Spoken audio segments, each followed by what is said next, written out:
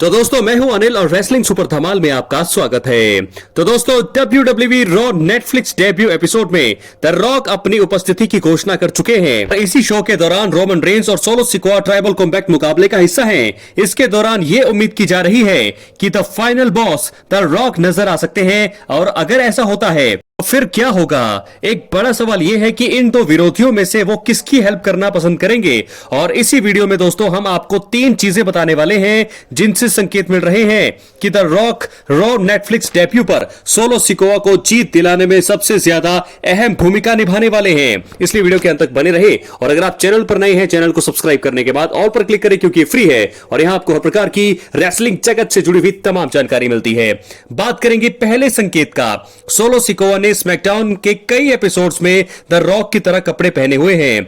The rock ने अपने career में कई तरह के किरदार किए हैं और इसके चलते उनके कपड़ों के अंदाज में भी बदलाव आया है। दोस्तों इसके बाद भी आज भी उनके टर्टल नेक वाले काले रंग के कपड़े, उस पर चेन और फैनी पैक वाला लुक सबसे यादगार है। इसी लुक को सोलो सिकोआ ने पिछले साल स्मैकडाउन में कई बार दर्शाया है। अब देखा जाए तो यह महज एक इत्तेफाक हो सकता है, लेकिन यह भी संभव है कि farmer NXT north American champion यानी कि सोलो सिकोआ ने यह संकेत देने का प्रयास किया हो कि वो और फाइनल बॉस साथ में है। इसके चलते यह संभव है कि the people champion the rock solo Sikoa की हेल्प करने आए।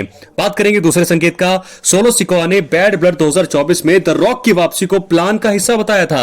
आपको याद होगा कि बैड ब्लड 2024 के आखिरी पलों में नजर आकर रॉक ने सनसनी फैला दी थी। उस समय कोडी रोड्स, रोमन रेंस और जिमी उसो रिंग में थे, जबकि सोलो सिकोआ और उनके साथी जेकब फाटू फैंस के बीच थे। उस समय सोलो ने कहा था कि यह प्लान का हिस्सा है। यहां गौर करने वाली बात यह है कि कोडी रोड्स और रोमन रेंस ने अपने टैग टीम मुकाबले में जीत दर्ज की थी, जबकि जिमी उसो जो है इसी शो में 12 अप्रैल 2024 को स्मैकडाउन के दौरान हमले के बाद पहली बार नजर आए थे।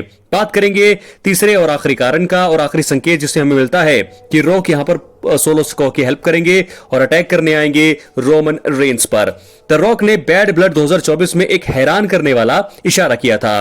बैड ब्लड 2024 के आखिरी पलों में न सिर्फ द रॉक वापस आए थे, बल्कि उन्होंने एक इशारा भी किया था। इसमें उन्होंने अपने दाएं हाथ की 3 उंगलियों को एक एक करके उठाया था और रिंग में मौजूद रोमन रेंस, कोडी रोड्स और जिमी उसो की तरफ देखा। दोस्तों ये एक तरह का चैलेंज था जिसमें शायद वो उन तीनों रेसलर्स को चेतावनी दे रहे थे। द पीपल चैंपियन रॉक ने बिना कुछ बोले ही बैक स्टेज वापसी कर ली थी और अब वो है सोशल मीडिया पर लाइव चले गए थे। उसके बाद रॉक ने बताया था कि वो रोमन के खिलाफ जा सकते हैं और कुछ ऐसा ही अब उनकी वापसी पर हो सकता है। तो पूरी संभावना यहां पर बनी हुई है कि रॉक जो है रोमन रेंस और सोलो सिकोआ के बीच होने वाले ट्राइबल कॉम्बैट मुकाबले में दखल देंगे, और ऐसा होता है तो वो जरूर यहां पर सोलो सिकोआ की ही हेल्प करेंगे। इसमें 99.999% चांसेस इसी चीज के हैं। जो 0.1% चांस है वो ऐसा हो सकता है कि वो शायद रोमन रेंस के साथ आ जाएं, लेकिन ऐसा नहीं होगा, क्योंकि अगर ऐसा होगा तो बिजनेस को बहुत ज्यादा नुकसान होगा और ऐसी सिंपल चीज WWE बिल्कुल भी नहीं करना चाहेगी, हैरान करेगी। जिसके बारे में कयास लगाए जा रहे थे वो होगा,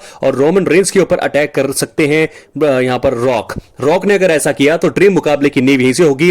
उन्होंने वैसे भी अपने, अगर आपने उनका पोस्ट नहीं पढ़ा, उनका पोस्ट पढ़ सकते हैं कि उन्होंने लिखा है हाई चीफ, यानी कि ट्राइबल चीफ से ऊपर होता है हाई चीफ। तो ऐसे में मुझे लगता है कि वो जरूर रोमन रेंस के पीछे आने वाले हैं, अटैक करेंगे और उसके बाद शुरू होगा high chief versus tribal chief. यहां पे मुझे लगता है रोमन रेंस और रॉक की राइवलरी की शुरुआत हो सकती है। क्या है आपकी राय? अपनी राय जरूर दें। बहुत बहुत धन्यवाद।